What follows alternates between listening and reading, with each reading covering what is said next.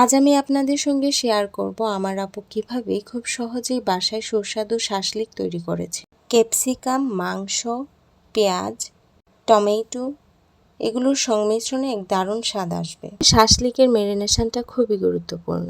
এখানে আমি সব ধরনের বাটা মশলা এবং গুঁড়া মশলা অ্যাড করে নিয়েছি। সব কিছু মাখানোর পর আপনি চাইলে 1 ঘন্টা ম্যারিনেট করে রাখতে পারেন, যাতে মাংস আরও সুস্বাদু হয়ে ওঠে। এবার মাংসের সাথে কেটে নেওয়া পেঁয়াজ, ক্যাপসিকাম, টমেটো এগুলো সুরেলা রঙে সাজিয়ে স্কিওয়ার্সে লাগিয়ে নিতে হবে। মনে রাখবেন সব কিছু সমানভাবে সাজানো যেন গ্রিলের মধ্যে সোজা হয়ে সেদ্ধ হয়। তবে এখানে আমি গ্রিল ইউজ করছি না, আমি এখানে ফ্রাই প্যান ইউজ করব। আমি যেহেতু চুলায় করছি তাই চুলার টেম্পারেচারটা মিডিয়াম টেম্পারেচারে রাখবো, আর আপনি যদি গ্রিলে করতে চান সেক্ষেত্রে গ্রিলের টেম্পারেচারটা হাই দিতে হবে। মাঝে মাঝে স্কিওয়ার্সটা ঘুরিয়ে নিব যাতে মাংসগুলো ভালোভাবে সিদ্ধ হয়ে যায় এবং সুন্দর একটা রং চলে আসে।